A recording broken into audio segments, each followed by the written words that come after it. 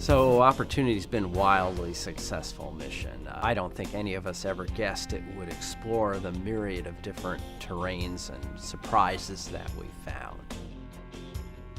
We landed right in Eagle Crater. That was most of our prime mission, or a good fraction of it. We then drove over to Endurance Crater, which was a slightly larger crater. We then spent better part of a couple of years, if I recall correctly, driving down to Victoria Crater. And we explored that, and that was a yet even larger crater.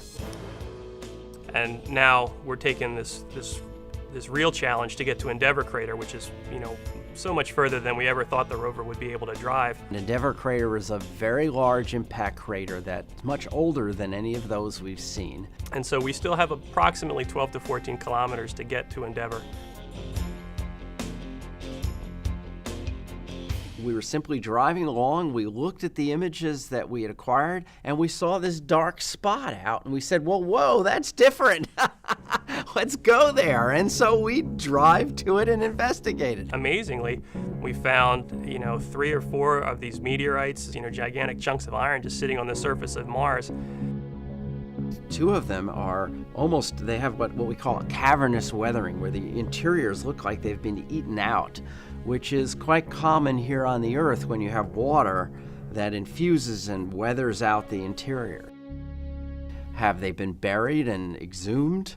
Was there liquid water when it was buried, or was there water at the surface? And these are all the kinds of questions that we're asking.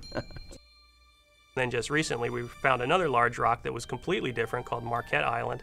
We've gotten rid of the weathering rind and measured its composition, and it's a very olivine-rich basalt. So it's a rock, and it has big crystals, so it probably cooled slowly at some depth.